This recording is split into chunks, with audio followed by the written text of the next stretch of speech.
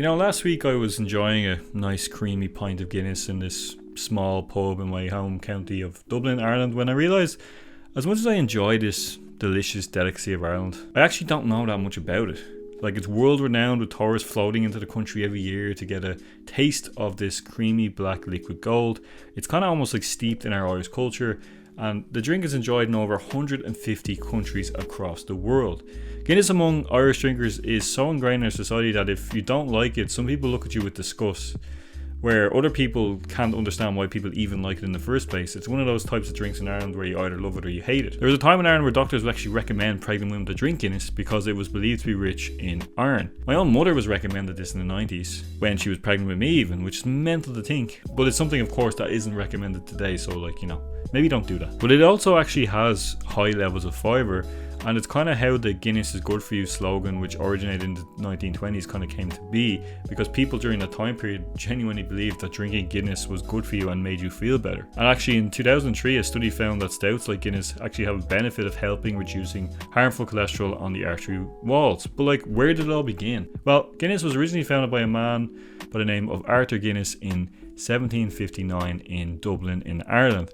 Arthur grew his passion for brewing from his father Richard, who was said to be in charge of brewing in the Selbridge estate of Dr. Arthur Price. Guinness was a Protestant family in Ireland, which meant they weren't subjected to the same treatment as their Catholic counterparts.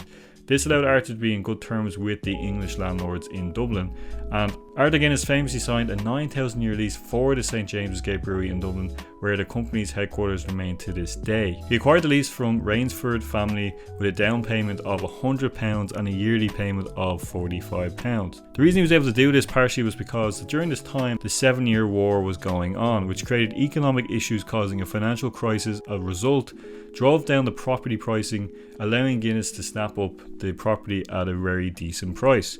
The site at that time had 4 acres, contained a brew house, a grits mill, 2 malt houses and stables, and it was also situated beside the River Liffey, which allowed him to have easy access to water for brewing and for power, while barley was grown in the neighbouring farms. Hops could also be easily bought from Dublin. Initially, Guinness brewed a variety of ales, and during this time in Ireland, beer was of great importance in our society. Now, it wasn't all smooth sailing for Arthur in the beginning. He went into dispute over his water usage with the Dublin Corporation when he claimed he didn't need to pay any of the water tax, as his lease offered him free of tax or pipe money. But when Dublin Corporation found that he made changes to the pipe system to get more water, they attempted to cut him off. Guinness, as a result, confronted the corporation with a pickaxe and threatened to dig his own channel. The properties did eventually agree to settle the matter in court, and in 1785 Guinness agreed to lease his water from the city of Dublin for an annual charge of £10. Although Guinness became very popular in Dublin, it didn't do well regionally. By 1776, it was outpaced by rival brewers such as Taylor, Twites, and generally speaking, Dublin brewers didn't go down as well as English ones. Porter was a more popular drink at this time, so Guinness decided to add porter to his ale brewery in 1778. In May of 1769, Guinness exported its first beer for the first time when he had shipped 6.5 barrels to England. The business expanded by adopting steam power and further exporting into the English market. By 1796, porter was producing 5 times more than ale at the Guinness brewery, and by April 1799, Guinness stopped producing ale for good and became a porter brewery, which later then would become known as a stout brewery. Now, Arthur's dark, creamy porter became so popular that the Guinness brewery was one of the 2 official suppliers of beer to the seat of government at Dublin Castle, and 5 years after that, it was the sole porter supplier. By the time of Arthur's death in 1803, the brewery was producing 20,000 barrels a year. After Arthur's death, his third child by the name of Arthur Guinness II inherited the brewery at St James's Gate. By the 1830s, the Guinness brewery was the largest in Ireland, and Arthur II focused on the export trade, shipping to New York, South Carolina, Lisbon, Barbados, Sierra Leone in the 1820s. By the 1840s, they began referring to the Guinness as stout instead of porter. Arthur II's son, Benjamin Lee Guinness, took over the business in the 1850s. The business established its first trademark label for Guinness in 1862, including Arthur Guinness's signature, the harp, and the name Guinness itself. Benjamin became the Lord Mayor of Dublin in 1851, partly due to the elevated success of the Guinness name.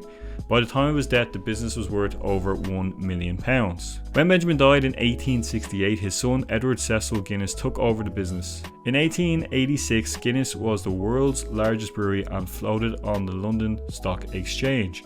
It was the first major incorporated brewery, and in 1886 Edward became the chairman. By the end of the 19th century, Guinness was producing 1.2 million barrels of porter per year and expanding the brewery to 60 acres. In 1886, Edward sold 65% of the business by public offering on the London Stock Exchange at a value of £6 million. By the year 1900, Guinness was operating welfare schemes for its 5,000 employees. Now, however, Edward would go into debt himself, and after investing in an ironworks company, he fled to the Isle of Man to hide from his debtors. In 1901, the brewery established a laboratory to enhance their brewing methods, and after Edward died in 1927, his son Rupert Guinness became the new chairman. Under Rupert, the business expanded more so overseas, with the first international Guinness brewery opening at Park Royal in London, 1936. But by the 1930s, Guinness had made its mark in history as the 7th largest company in the world. In 1951, Guinness established a new company called Guinness Exports Limited to bottle and distribute internationally. Draft Guinness was established in 1959 using a gas dispensing system in bars for the first time. The dispensing system produced that famous foamy cream head using CO2, but in 1959 they decided to replace CO2 with nitrogen, which created smaller gas bubbles than CO2, which made it smoother and creamier. In 1962, Rupert Guinness's grandson was the last family member to become the chairman, and he held it until 1986. By 1971, they had Guinness breweries in Nigeria, Malaysia, Cameroon, Ghana, and by the end of the 20th century, brewers were in 49 countries. In 1973, Guinness changed its recipe for the first time using pale malt and isomerized hop extract because they noticed a decline in their stout. In 1997, Guinness merged with Grand Metropolitan to form the Diageo plc in a £24 billion merger, with Diageo retaining the rights of all Guinness products and trademarks. In 2014, the Brewers 4 Brewing opened at St James's Gate. Now today, Guinness is sold in over 150 countries with 10 million pints enjoyed around the world per day. People always ask me if Guinness in Ireland is the best place to go for quality and taste.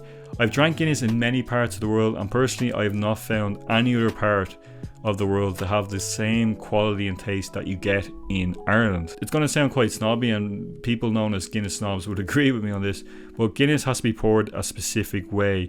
It has to be poured at an angle that fills 3/4 of the glass. You then have to let it set for at least 2 minutes and then refill it to the top. This will allow the pint to settle, and it will give you that nice creamy head on the top. For those interested in coming over and tasting Guinness, I'd highly recommend the Guinness Storehouse, which opened originally in 2000. It also kind of carries archives going back to the early 18th century when Arthur was alive, and you can kind of get a rich idea of the history of Guinness. Now, of course, because Guinness is literally all around the world, there is a lot of variety in what you can get.